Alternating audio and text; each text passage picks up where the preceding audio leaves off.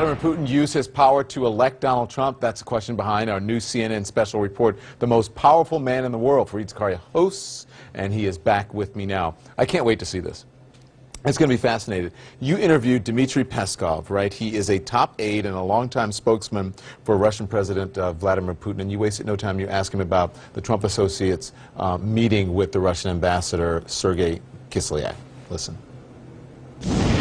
So what was it that the Russian ambassador, Sergei Kislyak, was talking to so many of Donald Trump's associates about? This is his job. He was talking about bilateral relations. He was talking about what is going on in the United States, so we have a better understanding in Moscow. This is what is being performed by every ambassador of Russia abroad, every ambassador of the United States abroad, including in Moscow. Because the more ambassador talks to people in his country of residence, the better job he does. Did he have similar meetings with Clinton campaign officials? Because I don't know of any. Well, if you look at some people connected with Hillary Clinton during her campaign, you would probably see that he had lots of meetings of that kind. But there were no meetings about electoral process. There was in no way it should be perceived as interference in electoral process. Do you believe him when he said there was no interference in the electoral process or the election process? Look, it's sort of at some level beyond my pay grade, but what I can tell you is there are 17 American intelligence agencies. They rarely agree on anything.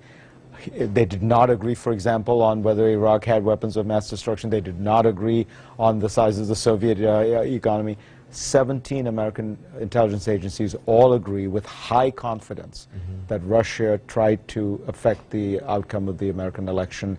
And they issued a joint document which said, A, Putin personally ordered it, B, he did it because of the reason you mentioned in the last segment, which is that he believed that Hillary Clinton had tried to stop his return to power.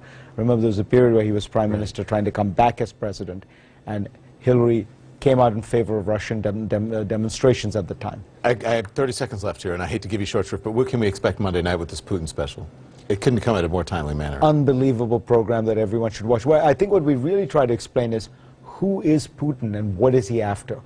You know, we've spent all this time talking about Putin, Trump, but what is Putin trying to get at? What is his goal? What's interesting to me is that President Trump should be the most powerful man in the world.